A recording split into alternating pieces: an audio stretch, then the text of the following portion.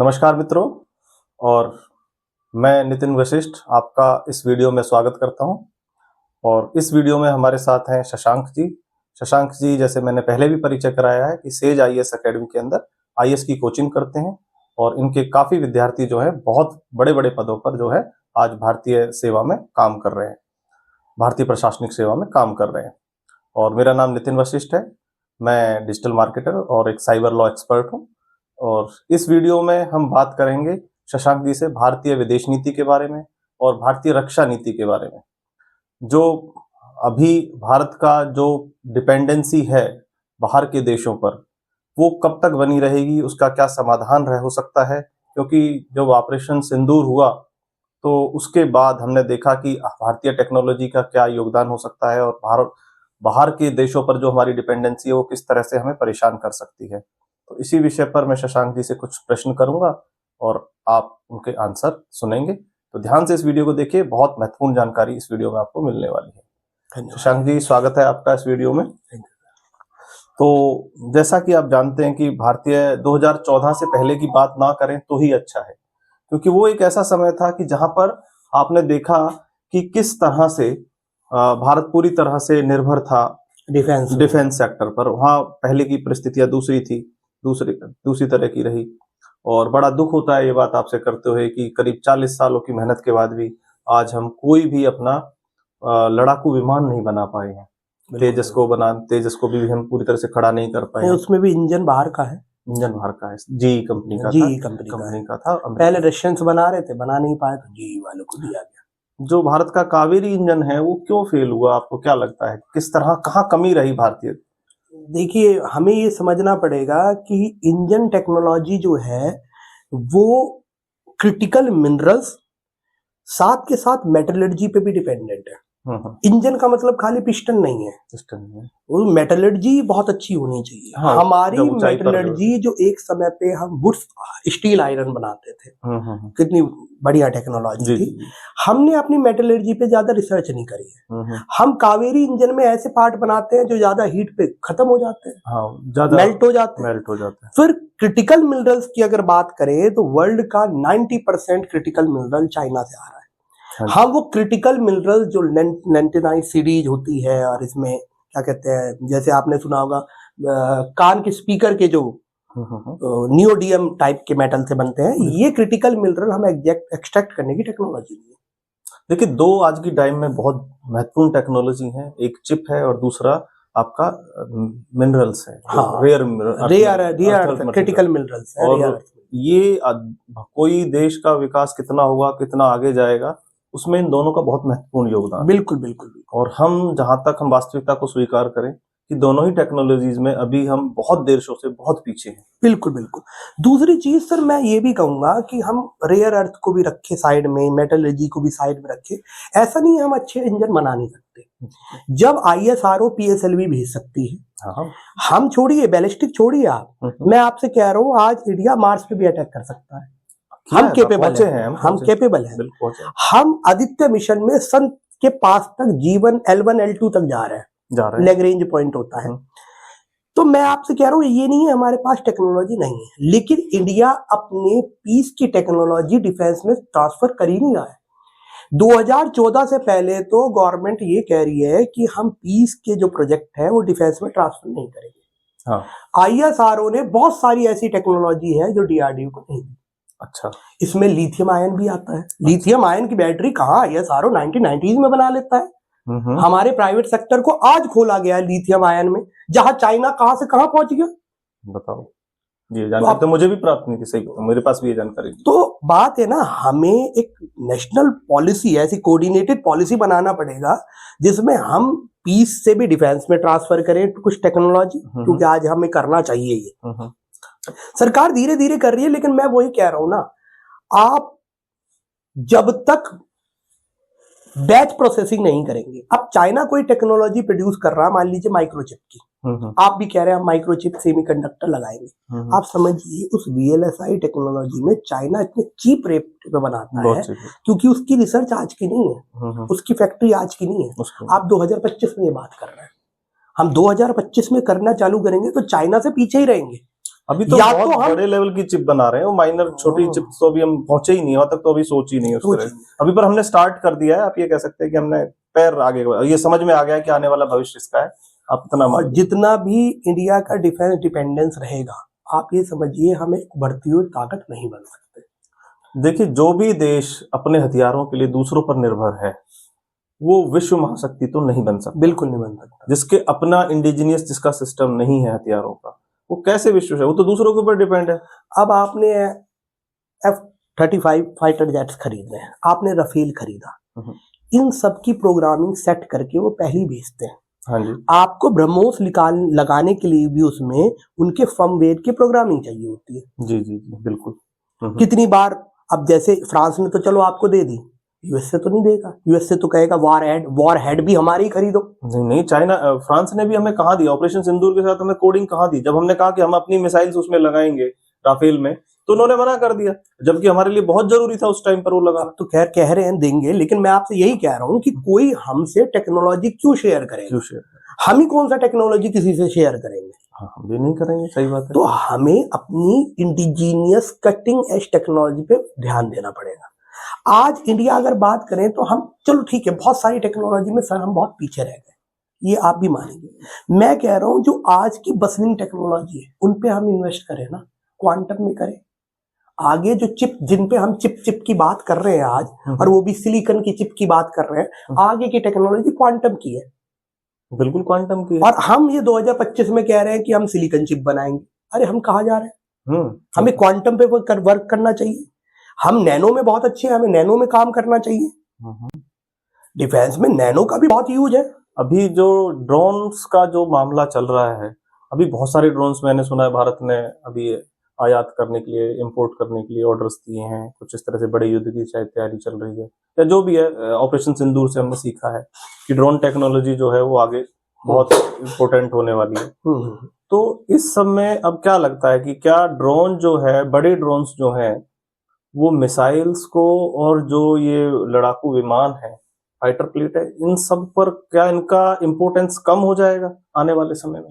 क्योंकि जो drone damage कर रहा है, अब रशिया, आप देखिए कितना बड़ा रशिया को डैमेज किया है। बिल्कुल बिल्कुल, यूक्रेन ने बिल्कुल, मैं कहता हूँ कदम से कदम मिला के eyeball to eyeball लड़ाई कर रहा है, जस्ट बिकॉज ऑफ ड्रोन्स। तो ड्रोन टेक्नोलॉजी जो होने वाली है, उसमें हम कहाँ अपने आप को खड़ा पाते हैं कि कहाँ कामाकाजी ड्रोन्स जो हैं या दूसरे जो ड्रोन्स हैं, उसकी जो टेक्नोलॉजी है, उसमें आप किस तरह से देख रहे हैं भारत को, कहाँ खड़ा पा रहे हैं? क्योंकि आने वाला युद्ध जो है ड्रोन्स के ऊपर ही रहेगा, आप मान लीजिए। ये मैं थोड़ा सा एक नीश एरिया में जाना चाहता हूँ। क्या होता है सर, इंडिया में, मैं ये नहीं कह रहा खाली इंडिया में है, दुनिया में बहुत सारी कंट्री में करप्शन है, ये मानोगे, खाली इंडिया इकलौता नहीं है। हाँ, उस भ्रष्टाचार एक स्वाभाविक, लेकिन अब क्या है, करप्शन का नेचर होता है। कोई लोअर ग्रेड की जो सर्विसेज है उसमें करप्शन करने में बहुत आनाकानी करनी पड़ती है। मतलब कहने का मतलब, अगर आपको स्कूल बनाने में करप्शन करना है तो नीचे से ऊपर तक कितनी फाइल साइन होंगी, सबका जवाब देना पड़ेगा। कोई आरटीआई लगाएगा, उसका भी जवाब देना पड़ेगा। डिफेंस डील एक ऐसी करप्शन की लिमिट है जिसमें करप्शन की कोई लिमिट नहीं है। हाँ, क्योंकि डिफेंस में एक तो आप आरटीआई के अंदर नहीं है वो, अच्छा। आप कह दोगे सॉवरेनिटी के अंदर है, सेक्शन बता दोगे आरटीआई एक्ट का, वो लग नहीं सकती। मास लेवल पे प्रोक्योर किए जाते हैं, डिफेंस प्रोक्योरमेंट किया जाता है। कुछ तबका, कुछ लोबिंग इंडिया की ऐसी है जो जानबूझ की वो चाहती नहीं है इंडिया का डिफेंस डेवलप, क्योंकि उसका करप्शन करने का तरीका बदल जाएगा। इसलिए आपने देखा होगा, आज नहीं, मैं कह रहा हूं जितनी भी सरकारों ने कोई भी प्रोक्योरमेंट बाहर से करा है, सब पे एलिगेशन लगे करप्शन के। हाँ, चाहे अगस्ता वेस्टलैंड हो, भारत का पहला घोटाला भी जीप घोटाला है शशांक जी। भारत का पहला घोटाला जो है जवाहरलाल नेहरू पर जो लगा, वो भी जीप घोटाले का लगा। बहुत सारे करप्शन है आज, मतलब आज भी बहुत सारे लोग एलिगेशन लगाते हैं, लेकिन एलिगेशन इसलिए लग रहे हैं क्योंकि है कहीं ना कहीं वास्तविकता है। कुछ लोबिंग डेवलप ही नहीं होने देना चाह रही। उसे पता, अगर इंडिया का डिफेंस सेक्टर डेवलप हो जाएगा हमारे लिए दिक्कत हो जाएगा, हम बीच से कैसे पैसा कमाएंगे। तो ये बात बिल्कुल आप सही कह रहे हैं, लेकिन इस तरह से जो ये वातावरण है, क्या अब इसमें आपको क्या पोटेंशियल लग रहा है कि जैसे डीआरडीओ ने, जैसे इन्होंने हमारा जो पहली हमारी जो अपनी इंडिया कंपनी है जो बनाती है, हिंदुस्तान क्या नाम है, एरोनॉटिक्स एरोनॉटिक्स, HAL। ये तो कोई भी काम टाइम पर नहीं करती है HAL। आप ये तो देखिए कि पहली बात तो हम भारतीय क्या, वायुसेना कई बार कह चुकी है भाई इनके भरोसे अगर हमने छोड़ दिया तो वायुसेना अध्यक्ष ने जो है कई बार आकर के मतलब लाइव टीवी पे डाटा है, लाइव टीवी पर डाटा है, एक तरह से डाटा है। मैं आपसे वही कह रहा हूँ सर कि हम आज भी हम सोच रहे हैं फाइटर जेट से जीतेंगे, हम आज भी सोच रहे हैं टैंक पे इन्वेस्ट कर रहे हैं। आप खुद समझिए पाकिस्तान और चाइना की जो हाई एल्टीट्यूड टेरेन है वहां पर आप टैंक चलाएंगे? टैंक भी कई तरह के हैं ना शशांक जी, कुछ माउंटेन्स वाले भी टैंक हैं, कुछ ग्राउंड वाले भी। कितनी एफिशिएंसी है उनकी। मैं कह रहा हूँ आज का जमाना ही लड़ाई का कटिंग एज टेक्नोलॉजी का है। कितना रिसर्च हमारे यहाँ ड्रोन्स पे हो रहा है, अनमैन्ड एरियल व्हीकल्स पे हो रहा है। आज के समय पर आपका फाइटर जेट चल रहा है, उस पे आके 2 ड्रोन आके चिपकते हैं, $100 के बने हुए हैं, वो आपकी $1 मिलियन का फाइटर जेट हवा में उड़ा देते हैं। बिल्कुल, उन्होंने S-400 उड़ाए हैं यूक्रेन ने, रशिया के कितने S-400 उड़ाए, किस तरह कितना डैमेज किया है। बिल्कुल, कितने का? $100 $200, उससे ज्यादा का लेवल नहीं है उन ड्रोन का। अभी जो प्राइवेटाइजेशन किया है हमने ड्रोन्स की टेक्नोलॉजी में, तो इसका आप क्या देख रहे हैं कि इसका हमें कुछ सहायता मिलेगी इसमें? मैं तो मानता हूँ डिफेंस सेक्टर को ड्रोन्स में छोड़िए, मेजर डिफेंस प्राइवेटाइजेशन की जरूरत है। आज भी आप देखिए अदानी की ऑर्डिनेंस फैक्ट्री है, आप देखिए गवर्नमेंट ऑफ इंडिया की ऑर्डिनेंस फैक्ट्री है। गवर्नमेंट ऑफ इंडिया की ऑर्डिनेंस फैक्ट्री से कोई कुछ नहीं खरीदना चाहता, लोहा छोड़कर कुछ भी प्रोडक्ट अच्छा नहीं बनाते। मैं सही बता, सही उसी जगह अदानी है और उससे कल्याणी सुना होगा आपने, कल्याणी है। ये सब जो बनाते हैं इनकी टेक्नोलॉजी है, बड़े सोफिस्टिकेटेड वेपन्स है। आज ऑर्डिनेंस फैक्ट्री, अगर मैंने कहना नहीं चाहता, सिक्योरिटी एजेंसी कितना ऑर्डिनेंस फैक्ट्री से सामान खरीदना चाहती है। ठीक, तो प्राइवेटाइजेशन तो नीड ऑफ द आवर है, नीड ऑफ द आवर। इसे हम नहीं करेंगे हमारा डिफेंस ही डेवलप नहीं होगा। अभी आपने लेटेस्ट एक खबर सुनी होगी कि लीबिया के अंदर वहां के जो सेना अध्यक्ष हैं उनकी हत्या हो जाती है टर्की के अंदर। 2-3 दिन पुरानी खबर है। आरोप लग रहा है कि पाकिस्तान ने करवाया। पाकिस्तान ने क्यों करवाया? क्योंकि वो सेना अध्यक्ष कह रहा था कि हम पाकिस्तान अपना JF-17 लीबिया को दे रहा है, ठीक है। वो दूसरे पक्ष में JF-17 भी चाइना और $4 अरब की वो डील होने वाली थी। उसमें वो दूसरे पक्ष से जो विद्रोही पक्ष है उसको पाकिस्तान दे रहा था, ये दूसरे पक्ष से थे, संयुक्त राष्ट्र की सेना, जहां पर संयुक्त राष्ट्र से रिकॉग्नाइज करते हैं। आप ही मानिए पाकिस्तान जैसा देश JF-17 चाहे चाइना के सहयोग से एक्सपोर्ट कर रहा है। बिल्कुल, और हम कहीं पर भी एक्सपोर्ट में हम मतलब कहीं इसमें कहीं खड़े नहीं आते। हमारा तो तेजस भी जो है वैसे हो जाता है, कोई दुबई में आपने देखा एयर शो में क्रैश हो गया, मैं उस जो हमारे पायलट थे उनके लिए दुख व्यक्त करता हूँ, उनको श्रद्धांजलि देता हूँ। लेकिन हमारी सरकार को सोचना चाहिए कि भाई किस तरह से हम कर तो रहे। देखिए अर्मेनिया को हमने दिया है, ब्रह्मोस ले रही है वो, और भी चीज हम बेच रहे हैं, लेकिन वो बहुत इंटरनेशनल स्फीयर में देखा जाए तो वो माइन्यूट ऑफ डिफेंस। हालांकि हमने बहुत पिनाका भी दिया है उनको, पिनाका भी दिया है उनको, मल्टी बैरल रॉकेट। फिलीपींस को भी हम ब्रह्मोस दे रहे हैं। लेकिन इस समय जो मुझे समझ में आता है कि भाई भारतीय इंडस्ट्री जो आज हम जहां चाहते हैं भारत को विश्व शक्ति, आर्थिक शक्ति भारत तेजी से बढ़ रहा है, बिल्कुल, लेकिन जिस तरीके से हमें रक्षा क्षेत्र में जिस तरह से बढ़ना चाहिए, तो वो हमें अभी लग रहा है कि अभी उसमें बहुत ज्यादा गुंजाइश है, और मोदी जी के आने के बावजूद भी हम उस ऊंचाइयों को नहीं छू पाए हैं जो हमें छूना चाहिए था। पीछे खैर पास्ट में भी हमारी गलती रही, हम बस ये सोचते थे कि यूनाइटेड नेशन बन गया तो पीस हो गया। हमने ये नहीं सोचा कि लीग ऑफ नेशन का भी यही हाल हुआ जो आज यूनाइटेड नेशन का है। आज यूनाइटेड नेशन एक विफल ऑर्गेनाइजेशन है, इररेलेवेंट है, बिना उसके कोई दांत ही नहीं है उसके कुछ पास। रशिया यूक्रेन ना होता, आर्मेनिया अजरबैजान ना होता, ईरान इजराइल ना होता, तो इतनी ज्यादा वॉर, हम गाजा इजराइल ना होता, कुछ नहीं, वो तो विफल ऑर्गेनाइजेशन है। हमने शुरुआत में एंटिसिपेट करने में गलती करी। हमने सोचा यूनाइटेड नेशन आ जाएगा, पीस आ गई है, आप कोई डिफेंस पे खर्च करने की जरूरत नहीं। हम इनिशियल मैं कह रहा हूँ 5 ईयर प्लान तक कितना डिफेंस पे हमने खर्च किया, कितना R&D पे खर्च किया हमने। तो हम तो पंचशील पे चल रहे थे ना, पंचशील, हम तो पंचशील के कहने वाले लोग। मैं आपसे कह रहा हूँ कि डिफेंस में एंटिसिपेट करने में हमसे गलतियां हुई। हमने ये सोचा कि चाइना हमारा हिंदी चीनी भाई है, पाकिस्तान से कोई 1948 के बाद युद्ध नहीं होगा, ठीक है, और हम जो है मुश्किल से ज्यादा यूके से खरीद लेंगे, फ्रांस से खरीद लेंगे। इसके कारण सेक्टर भी, फिर हमारी गवर्नमेंट की कुछ पॉलिसी जिसमें हमने मोनोपोली लेके आए डिफेंस सेक्टर में, एमआरटीपी जैसे कानून आए, उन्होंने प्राइवेट सेक्टर नहीं बनने दिया। और मैं आपको ये बता रहा हूँ सर, आप वही रफेल डसॉल्ट एविएशन से खरीद रहे हैं, वो भी तो प्राइवेट ऑर्गेनाइजेशन है। बिल्कुल प्राइवेट ऑर्गेनाइजेशन। आप अपनी कंट्री का प्राइवेट के अगेंस्ट है, लेकिन रफेल खरीदते हैं तो वो प्राइवेट से ही खरीदते हैं। प्राइवेट से। अब लॉकहीड मार्टिन से आपने डिफेंस प्रोक्योरमेंट करा, वो भी तो प्राइवेट ही है। F-35 उनका ही है, लॉकहीड मार्टिन का ही है। तो मैं आपसे कह रहा हूं कि हम दूसरों की प्राइवेट ऑर्गेनाइजेशन को बढ़ा रहे हैं, अपने प्राइवेटाइजेशन के इतने खिलाफ क्यों है? हाँ, क्या ऐसा कारण है कि भाई इतना प्राइवेटाइजेशन का आप, हालांकि अब थोड़ा ड्रोन वगैरह में इन्होंने ओपन किया है और कुछ कंपनीज ने पार्टिसिपेट भी अच्छा करना शुरू किया है कुछ एरिया में, लेकिन अभी ऐसा लग रहा है कि भाई अभी बहुत कुछ करना बाकी है। हम मिसाइल्स के क्षेत्र में नो डाउट नंबर 2 या नंबर 3 आते हैं, वो भी तो रशिया के, आप देखिए वो ब्रह्मोस है या फिर नहीं, हमारी अग्नि पृथ्वी ये भी अच्छी मिसाइल्स हैं, इसमें ऐसी बातें हमारे पास अच्छी टेक्नोलॉजी काम किया गया ना, पूरा एक मिशन आया। लेकिन जो हमारे पास सबमरीन्स हैं उस पे हमारी डिपेंडेंसी दूसरों पे है। हमारे पास एयरक्राफ्ट फाइटर प्लेन नहीं है, फाइटर प्लेन जो दुनिया 6 जनरेशन की तरफ जा रही है, हम 4th जनरेशन पे अटके पड़े हैं। मैं आपको मतलब सबमरीन की मैं हालत बताता हूँ। एक स्कॉर्पियन सबमरीन है, फ्रांस से हम लेते हैं। आप ये समझिए कि मैं आपने वो डिफेंस का लेवल बता रहा हूँ। उस स्कॉर्पियन सबमरीन का 11 साल तक जो सिग्नेचर रडार होते हैं वो लीक होते रहे इंटरनेट पे, डार्क वेब पे। अच्छा, सबको पता रहा। उस डार्क वेब की इंफॉर्मेशन हमें ऑस्ट्रेलियन न्यूज़पेपर दे रहा है। अच्छा, मतलब मैं ये नहीं कह रहा कि लीक हो रहे तो अलग चीज है, इंफॉर्मेशन कौन दे रहा है? Australian newspaper.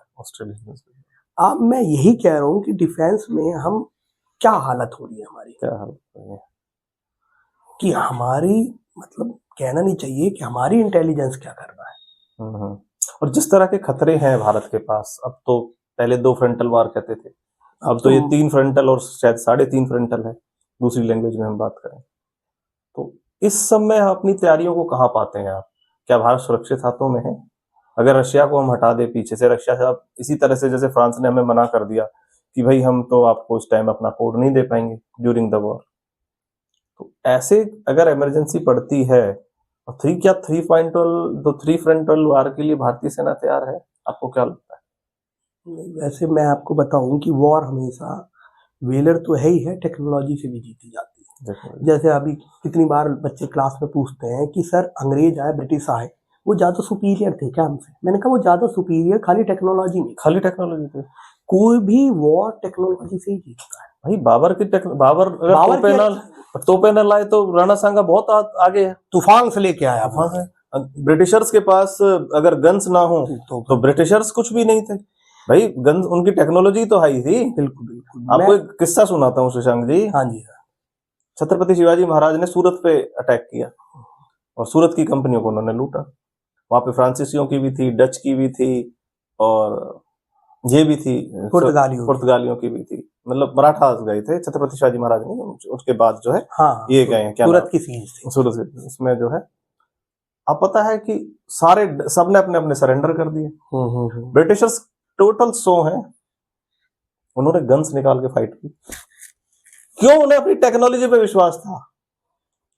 वो बिल्कुल सही, उन्होंने कहा हमारी कंपनी हम नहीं लुटने देंगे। और ऐसे हमारा ब्रिटिशर्स का इतिहास इससे भरा पड़ा है। हाँ, और इन लोगों को फिर उन्हें छोड़ना पड़ा, माफी देनी पड़ी कि चलो छोड़ो, क्योंकि उन्हें पता है कि चाय कम है लेकिन डैमेज कितना करेंगे। तो टेक्नोलॉजी के लेवल पे तो मैं मानता हूं सर कि इंडिया में अभी मूलभूत सुधार की जरूरत है। हम फिर भी हम बहुत लेवल पे हमने एनर्जी में अपने आप को सफिशिएंट बनाया है। सफिशिएंट इवन कितनी बार हमने मतलब रिजर्वायर बनाए हैं तेल के, वो सब काम किया है। डिफेंस में मतलब अभी जो हम जिस स्पीड पे चल रहे हैं, क्या हम ये सोच के बैठे हैं कि हमारे पास एटॉमिक बम है, दैट इज वो हमारी सुरक्षा की गारंटी है? हमारी नो फर्स्ट यूज पॉलिसी भी है। आप ये भी तो बताइए, हम ये कह रहे हैं कोई हमारे में एंटर करेगा, कोई हमसे फ्रंटल वॉर कर रहा है, हम उस पे एटॉमिक बम नहीं छोड़ेंगे जब तक वो हम पे एटॉमिक बम नहीं छोड़ेगा।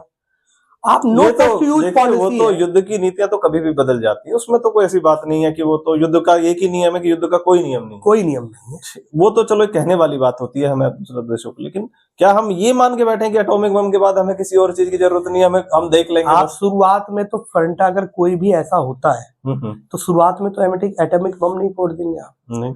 और वो पॉसिबल भी नहीं है क्योंकि वो क्राइम अगेंस्ट ह्यूमैनिटी हो जाएगा। एटॉमिक बम तो रशिया के पास भी है। हाँ, रशिया ब्रेकअप हुआ, पाकिस्तान के पास भी है। क्या हाल है बलूचिस्तान में, आप देख लीजिए। ठीक मैं बात। कह रहा हूँ आप एटॉमिक बम को कोई बड़ी चीज मत मानिए। आज जो आपके एटॉमिक पावर प्लांट है ना, उस पे डेडिकेटेड मिसाइल या मालवेयर भी एटॉमिक बम का काम कर सकता है उस कंट्री में। बिल्कुल कर सकता है। जैसे हमने देखा अभी कुडनकुलम में साइबर अटैक हुआ, वो मतलब बचा दिया टाइम पर, गवर्नमेंट एजेंसीज ने बचाया है। बचाया। ये जो दिल्ली की इतनी फ्लाइट्स कैंसिल हुई, क्या आपको लगता नहीं है साइबर अटैक ही था? One of its kind. भाई आपका सॉफ्टवेयर पूरा क्रैश कर गया, उस तरह से हुआ, तो ये भी तो एक तरह का साइबर अटैक ही है। तो मैं आपके कह रहा हूँ सर कि आज बैलिस्टिक मिसाइल के समय पर, आज मॉलवेयर के समय पर आपको एटॉमिक पावर की जरूरत नहीं है। एटॉमिक एनर्जी आज किसी के यहाँ, किसी के देश में एक एटॉमिक पावर स्टेशन भी है ना, वो भी एटॉमिक बम का काम करता है। बिल्कुल। वो मतलब तो आज आप न्यूक्लियर पावर से किसी को मत डराइए, वो नहीं डरेगा। डरना होता तो आप ये देखिए, एटॉमिक वॉर के बाद, मतलब एटॉमिक एनर्जी के बाद भी operation laughing Buddha, operation smiling Buddha, operation शक्ति के बाद भी तो वो वॉर हुई। कारगिल नहीं हुआ सर। कारगिल हुआ, उसके जस्ट बाद हुआ। अगर डेटरेंस होता तो तभी ना होता, कारगिल ही ना होता। नहीं, क्या उस टाइम की जो हमारी लीडरशिप थी उससे अपेक्षा नहीं थी? आप देखिए 90s का जो दौर है वो एक कमजोर पीएम्स का दौर है। उसमें तो आपसे कहूंगा कारगिल देवगौड़ा जी, तो हमारे आई के गुजराल जी, मैं फिर भी वो एक ऐसी दूसरी पीढ़ी थी। आज आप भारत से उस तरह की अपेक्षा मत करिए, वो एक इंस्टेबिलिटी का टाइम था हमारी राजनीति में। मैं एक बात कहता हूं कि जैसे ऑपरेशन सिंदूर के दौरान हमने देखा कि हमारे डिफेंस सेक्टर, हमारा जो डिफेंस था लड़ाई के दौरान, वो बहुत, कोई मिसाइल हमारे अंदर नहीं आ पाई। चाइना मेड मिसाइल्स कुछ बहुत ज्यादा हमारा कुछ डैमेज नहीं कर पाई। हमारे अजीत डोभाल जी ने कहा कि एक शीशा तो टूटा हुआ दिखा दो हमें। ठीक है, हमारे उस सेक्टर ने बहुत अच्छा काम किया है, लेकिन जहां गुंजाइश है, जहां हम अटैकिंग फील्ड में हो सकते थे, जो हम बहुत अच्छा कर सकते थे। मैं यहाँ पर ये कह रहा हूँ, एक तो ऑपरेशन सिंदूर में आप ये समझिए, आप एक फ्रंट से लड़ रहे थे। एक फ्रंट से लड़ रहे थे। कल को हमारी बात यहाँ पर है कि भाई 3 फ्रंट की हम बात करें। हाँ, ऐसी संभावना है। 3 फ्रंट के लिए हमारे पास डिफेंस है? नहीं, बिल्कुल नहीं। आपके पास 6 ही तो, 5-6 का तो ऑर्डर किया आपने S-400 के लिए, और आकाश में भी आंसर यही है कि डिफेंस के साथ, डिफेंस पे तो हमें काम करने की जरूरत है युद्ध स्तर पे। युद्ध स्तर ऐसा समझ लेना है कि वी आर एट वॉर, और हम तभी हम पीस भी मेंटेन कर सकते हैं। तो पहले तो युद्ध स्तर पे डिफेंस का काम हो। दूसरा, डिप्लोमेटिक चैनल्स भी हम खोलें, क्योंकि वो भी वॉर का एक तरीका ही है। जी। जैसे आर्ट ऑफ वॉर में सुन जू ही लिखता है, वही जो चाइनीज मिलिट्री में बड़ी फेमस बुक है। हाँ जी, कि भाई दुश्मन, आपको भी पढ़नी चाहिए art of war. Art of war अच्छी किताब है और जरूर पढ़नी चाहिए जी। सुन जू ने लिखी है, बड़े फेमस राइटर है। हमारे भारत के चाणक्य और उनके सुन जू, मतलब दोनों युद्ध के विशेषज्ञ, दोनों की अपनी अपनी बातें हैं। और चाणक्य जी कहते हैं कि किसी भी युद्ध को आप बिना फाइनेंस के नहीं लड़ सकते, पहले अपने फाइनेंस को ठीक कीजिए, फिर आप युद्ध की तैयारी कीजिए। तो हर किसी के। हाँ जी, आप पूछिए। तो मैं कह रहा हूँ, सुंजू साहब लिखता है कि आप अगर दुश्मनी पहले दोस्ती से होती हो खत्म, तो पहले दोस्ती कर लीजिए आप। उससे पता होता है आपके दुश्मन कर क्या रहा है। हाँ। तो हमें जरूरी नहीं है कि फ्रंट वॉल ही हम खोलें। जैसे बांग्लादेश में हम उस दिन बात कर रहे थे जी, और ये बात हुई कि भाई कि बांग्लादेश के जरा डायरेक्ट फ्रंट खोल दें क्या, मैंने तब भी मेंटेन करा, नहीं, डायरेक्ट फ्रंट खोलना भी आंसर नहीं है इसका। डिप्लोमेटिक चैनल खोलने चाहिए, ट्रैक 1, ट्रैक 2, ट्रैक 3 डिप्लोमेसी को अपने वहां पे इम्प्लीमेंट करवाना। ताकतें तो चाहती हैं कि हम फंसे युद्ध में, एक बार आ जाएं। बिल्कुल बिल्कुल, वो लंबा खींचेंगे फिर उसे। मैं आपको बताऊं, वही बांग्लादेश को यूक्रेन की तरह हथियार दिए जाएंगे। ग्रीक फिलोसफर हैं थुसिडाइड, उनका बहुत सामान्य तरीके से कहना है कि जब भी 2 पावर्स आपस में लड़ती है, उनका फायदा थर्ड पावर उठाती है। जैसे रशिया यूक्रेन वॉर हुआ, गाजा इजराइल वॉर हुआ, इंडिया ने पैसा कमाया। इंडिया ने पैसा कमाया, चाइना ने भी बहुत कमाया है। तो ये युद्ध का तो सारा तो रूस की इकोनॉमी को तो सारा चाइना ने ओवरटेक कर लिया। World war, second world war हुआ, यूएसए ने बहुत पैसा कमाया। तो क्या होता है, जब 2 फ्रंटल वॉर खुलते हैं तो थर्ड कंट्री सबसे ज्यादा फायदा उठाती है जो उन्हें सप्लाई कर रही है। तो हम सप्लायर बने, हमारे यहाँ सप्लाई ना हो, क्योंकि बात यह है हमें वर्ल्ड पावर बनना, हमें रीजनल पावर नहीं बनना। हम लड़ाई तो जीत सकते हैं लेकिन वो हम रीजनल पावर ही रह जाएंगे। हाँ, ग्रोथ रुक जाती है, बहुत बड़ा पैसा लगता है। रशिया का ग्रोथ आप ये समझ लीजिए अगले 20-30 सालों का रुक गया है। हाँ, रुक गया। और उसको भी, उसकी भी नैया पार इंडिया जैसी कंट्री लगा सकती है। अगर इंडिया ना हो तो, को भी ये बताए बात, अगर इंडिया रशिया का साथ छोड़ दे तो रशिया लंबा लड़ ही नहीं सकता। बिल्कुल। आज इंडिया, अगर हमारे बिलवेड प्राइम मिनिस्टर ये कह दे कि भाई रशिया को तुरंत रुकना है,